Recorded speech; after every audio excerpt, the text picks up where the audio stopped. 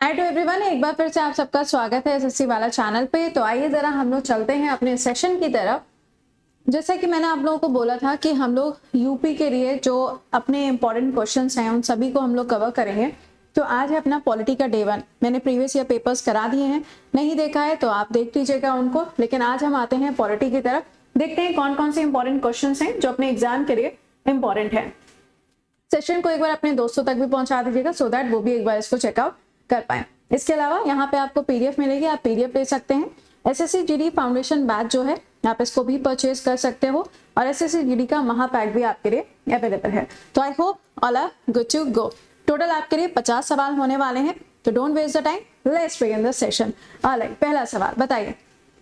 सवाल में आपसे कहा जा रहा है कि जो कंसोलिडेटेड फंड ऑफ इंडिया होता है, कंसोलिडेटेड फंड ऑफ इंडिया जो होता है, या फिर आप कह सकते हैं यहाँ पे जब हमें वहां से फंड निकालना होता है तो यहाँ पर आपको किससे परमिशन लेनी पड़ती है? तो भारत की जो संसद है, जो पार्लियामेंट है, वहां से आपको परमिशन लेनी पड़ेगी।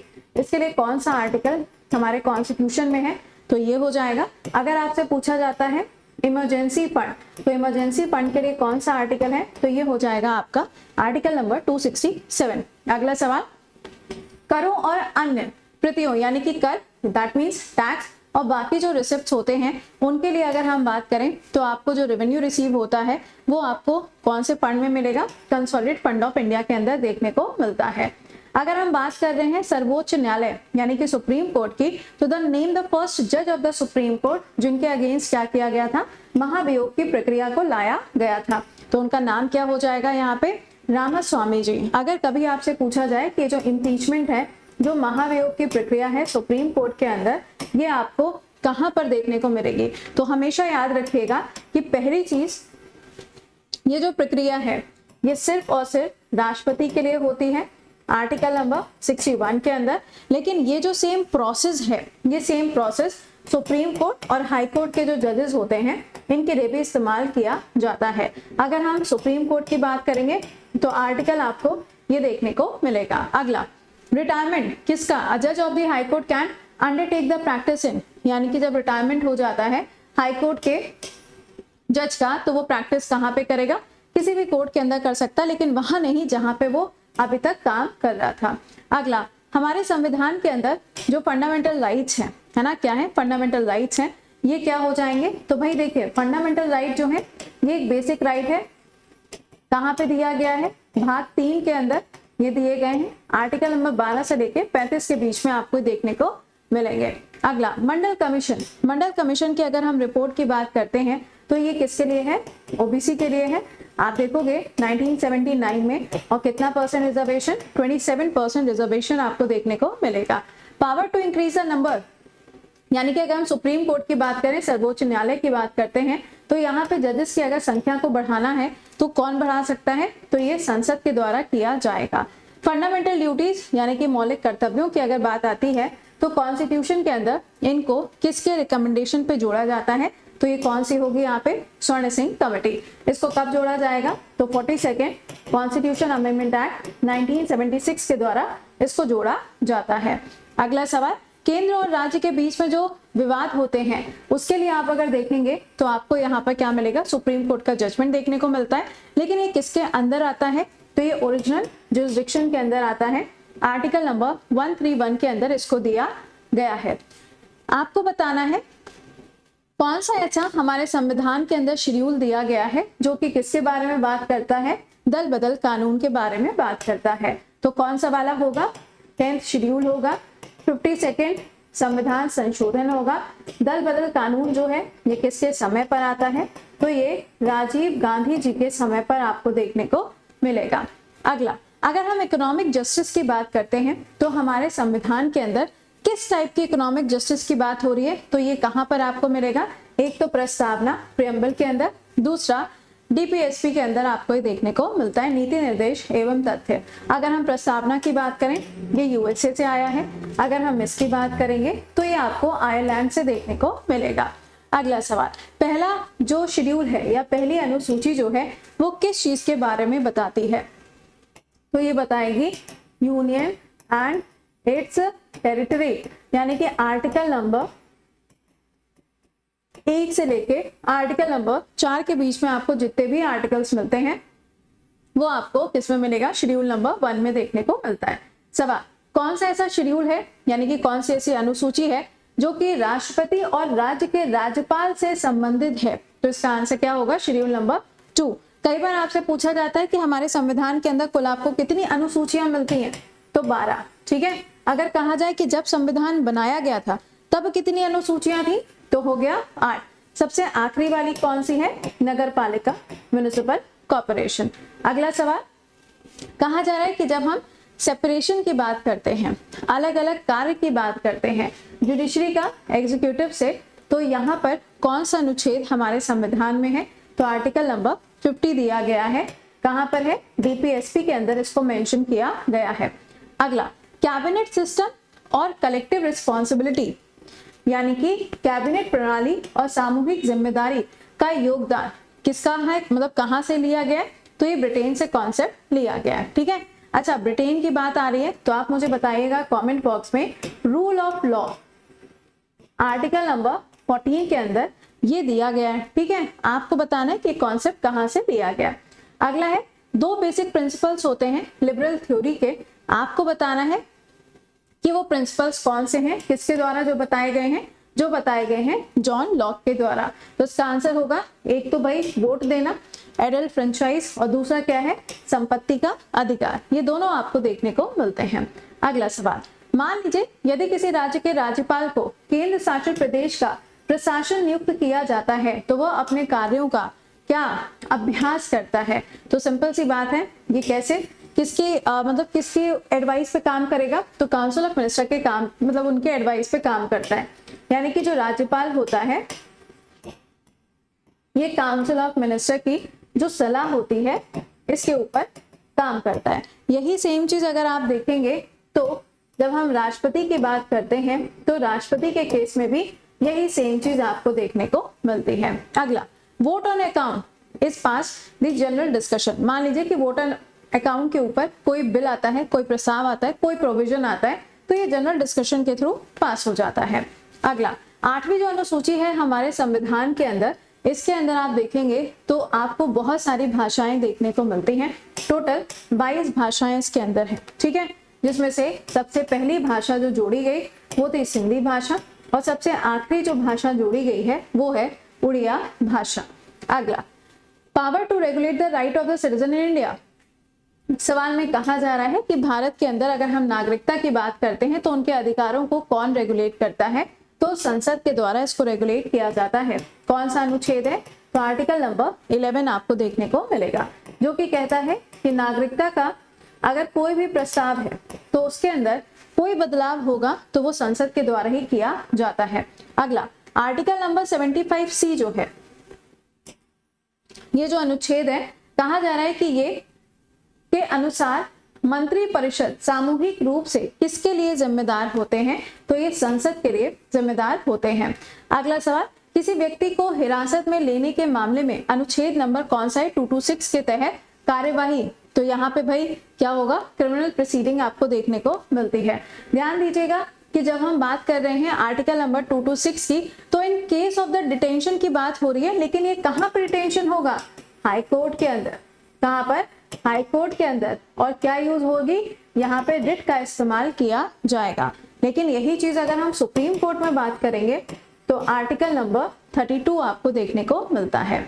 अगला, the system of preview purse. बहुत बार ये सवाल आपसे पूछा गया है क्योंकि इसको इंदिरा गांधी जी के समय पर क्या किया गया था? हटा दिया गया था। तो ये कौन सा वाला संविधान संशोधन है? 26 नंबर का, 1971। अगला सवाल, कौन सा ऐसा अनुच्छेद है जिसके तहत मौलिक अधिकार के किसी भी उल्लंघन के मामले में सर्वोच्च न्यायालय में सीधे व्यक्ति जा सकता है? तो ये क्या हो जाएगा? आपका आर्टिकल नंबर 32। अगला सवाल, भारत को प्रमुख रूप से रिपब्लिक माना जाता है क्योंकि इंडिया क्या है? एक रिपब्लिक कंट्री है। रिपब्लिक टर्म जो है ये आपको फ्रेंच रिवॉल्यूशन में देखने को मिलता है।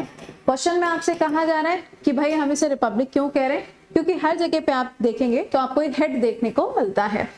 मैं बिल्कुल भी ऑस्ट्रेलिया वाले हेड के बारे में बात नहीं कर रही हूँ।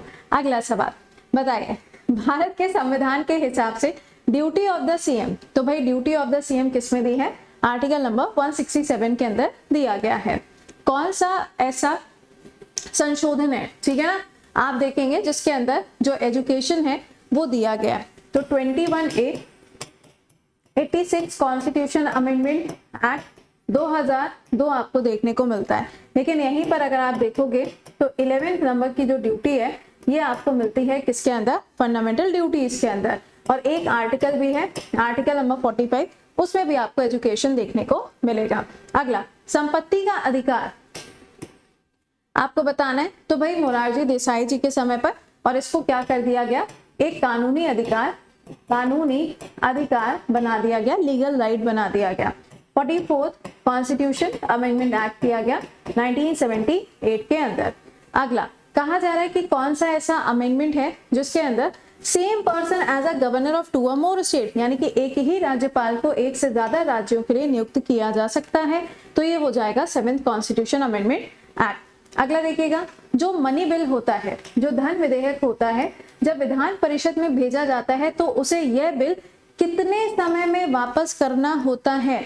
तो कितना टाइम होगा, 14 दिन। अब चाहे ये लेजिस्लेटिव असेंबली हो यानी कि स्टेट के अंदर हो, चाहे ये संसद हो यानी कि चाहे ये पार्लियामेंट के अंदर हो, दोनों में आप देखेंगे तो जो समय होता है ना वो आपको 14 दिन का ही देखने को मिलता है।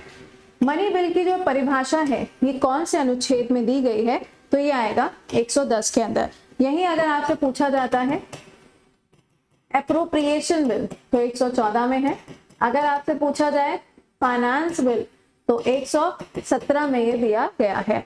अगला, आर्टिकल नंबर 211 हमारे संविधान के अंदर रिस्ट्रिक्शन लगाने की बात कहता है, लेकिन ये कौन से टाइप की रिस्ट्रिक्शन की बात कर रहा है, जो कि राज्य सरकार के द्वारा लगाई जाएगी। अगला सवाल, जब किसी भी दल के पास में स्पष्ट बहुमत नहीं होती है तो ऐसी स्थिति में राज्यपाल क्या करता है, अपना राइट यूज करता है, अपना अधिकार का इस्तेमाल करता है और वो किसी भी सरकार को आगे बुला सकता है कि आइए आप आके अपनी क्या सरकार बनाइए और अपना सीएम चुनिए, ठीक है। तो यहाँ पे इसका आंसर क्या होगा, वो अपनी शक्तियों का इस्तेमाल करेगा। अगला, जीवीके राव कमेटी पंचायती राज से जुड़ी हुई है, इसको कब बनाया गया, 85 के अंदर इसको बनाया जाता है। अगर हम शिक्षा की बात करें तो पहले ये किसी दूसरी लिस्ट में हुआ करता था, यानी कि राज्य सूची का विषय हुआ करता था, लेकिन अब क्या है, ये संवर्ती सूची का विषय है। तो इसके लिए संविधान में कौन सा संशोधन है, 42nd कॉन्स्टिट्यूशन अमेंडमेंट एक्ट किया गया है 1976 में, ठीक है। अगला, literal meaning of the term quo warranto, इसका अर्थ क्या होता है। तो पहली चीज तो ये क्या है, एक तरीके की रिट है जिसका इस्तेमाल सुप्रीम कोर्ट के अंदर किया जाएगा। क्या है इसका मतलब, बाय अथॉरिटी और वारंट, ओके। अगला, जब हम बात कर रहे हैं कौन सा संवैधानिक अनुच्छेद भारत के संविधान में संशोधन की शक्ति प्रदान करता है, तो आर्टिकल नंबर 368 है। ये आर्टिकल कहां से आ रहा है भाई, साउथ अफ्रीका से इसको लिया गया है। अगला, एडहॉक कमेटी, अब अभी मैंने आपको कुछ दिन पहले पढ़ाया था एथिक्स कमेटी के बारे में, है ना, उसी तरीके से क्या है एडहॉक कमेटी। तो इनकी नियुक्ति कौन करेगा, स्पीकर ऑफ द लोकसभा, यानी कि जब लोकसभा में बनेगी तो लोकसभा के स्पीकर करेंगे, राज्यसभा में बनेगी तो राज्यसभा के चेयरपर्सन करेंगे, ठीक है, दोनों जगह बन सकती है। अगला, जिन विषयों पर केंद्र और राज्य सरकार दोनों कानून बना सकते हैं वे शामिल हैं किसके अंदर, संवर्ती सूची के अंदर, कंकरेंट लिस्ट में। ये कॉन्सेप्ट कहां से आया है, तो इस कॉन्सेप्ट को ऑस्ट्रेलिया से लिया गया है। अगला, आपको बताना है भारत के संविधान के कौन से अनुच्छेद के अंदर अनटचेबिलिटी को खत्म करने की बात कही गई, तो आर्टिकल नंबर 17 में ये बात कही गई है। अगला देखिएगा, ये मैंने अभी आपको पढ़ाया था, जब गोवा का लिबरेशन डे था, इस तारीख को मैंने आपको ये पढ़ाया था। कहा जा रहा है कि गोवा, दमन एंड दीव, इनको पहले भारत के साथ में जोड़ा गया था एक केंद्र शासित प्रदेश के रूप में, उसके बाद में इसको राज्य का दर्जा दिया गया था, किसको, गोवा को। आपको बताना है कौन सा होगा, तो ये हो जाएगा 12th कॉन्स्टिट्यूशन अमेंडमेंट एक्ट। अगला, x official chairperson of council of state, तो भाई ये कौन होता है, वाइस प्रेसिडेंट होता है। राज्यसभा का जो अध्यक्ष होता है, चेयरमैन या फिर चेयरपर्सन होता है, ये कौन होता है आपका, एक्स ऑफिशियल चेयरपर्सन, जो कि हमारे वाइस प्रेसिडेंट होते हैं, उपराष्ट्रपति होते हैं। आपको बताना है यहाँ पर इम्पोज रीजनेबल रिस्ट्रिक्शंस, यानी कि जो मौलिक अधिकार होते हैं इनके ऊपर अगर किसी भी तरीके का प्रतिबंध लगाना है तो ये प्रतिबंध कौन लगा सकता है? तो संसद के द्वारा लगाया जाएगा। आपको बताना है कि ऐसा कौन सा अनुच्छेद है जिसके अंदर सभी नागरिकों के लिए समान न्याय और मुफ्त कानूनी, ये भी मैंने अभी आपको हाल ही में पढ़ाया था, तो इसका आंसर क्या होगा? Free and legal aid. कौन सा आर्टिकल आएगा? 39A के अंदर ये दिया गया है। अगला सवाल कहा जा रहा है UIDAI, मतलब ये वही है जिसके द्वारा आधार कार्ड आपके जारी किए जाते हैं। एनी फी कलेक्टेड, मान लीजिए कोई भी फीस कलेक्ट हो रही है या ऐसे किसी भी तरीके का रेवेन्यू जनरेट हो रहा है, तो उसको किस में रखा जाएगा? तो उसको किसमें? कंसोलिडेटेड फंड ऑफ इंडिया में या संचित निधि के अंदर इसको रखा जाता है। अगला है CVC, एक होता है CIC, एक होता है CVC। अगर हम CVC की बात करें तो प्रेजेंट टाइम में कौन है, जरा कमेंट बॉक्स में बताइएगा। ठीक है, ये अपनी रिपोर्ट किसको देते हैं? तो ये अपनी रिपोर्ट राष्ट्रपति को देते हैं। इनकी नियुक्ति कौन करता है? राष्ट्रपति करता है। अगर इनके लिए एक्ट पूछा जाएगा 2003 का है, क्या ये संवैधानिक इकाई है? नो, ये कोई भी कॉन्स्टिट्यूशनल बॉडी नहीं है। अगला, ये क्वेश्चन भी मैंने आपको बहुत बार पढ़ाया हुआ है, गलत नहीं होना चाहिए। नो कॉन्फिडेंस मोशन जो है इसको सिर्फ और सिर्फ लोकसभा में प्रस्तुत किया जाता है। यहाँ पे कितने सदस्यों की सहमति चाहिए? तो करीबन 50 सदस्यों की सहमति चाहिए होती है। अगला, अनुच्छेद 1 जो है ये भारत को किस रूप में डिक्लेयर करता है? तो इंडिया एज भारत। क्या है? India as Bharat. और भारत जो है वो क्या है? एक आपको राज्यों का समूह देखने को मिलता है। ठीक है, भारत की जो पॉलिटी है इसमें सुप्रीम कौन है? तो इसमें सुप्रीम क्या है? हमारा संविधान है। अगर मान लीजिए कॉन्स्टिट्यूशन ऑप्शन में नहीं है तो सुप्रीम कोर्ट ऑप्शन में दिया होगा, तो आप सुप्रीम कोर्ट मार्क कर दीजिएगा। अगला, हाईएस्ट लॉ ऑफिसर हमारे देश के अंदर किसको माना जाता है? कानूनी अधिकारी किसको माना जाता है? तो एडवोकेट जनरल को। किसमें? राज्य के अंदर। लेकिन अटॉर्नी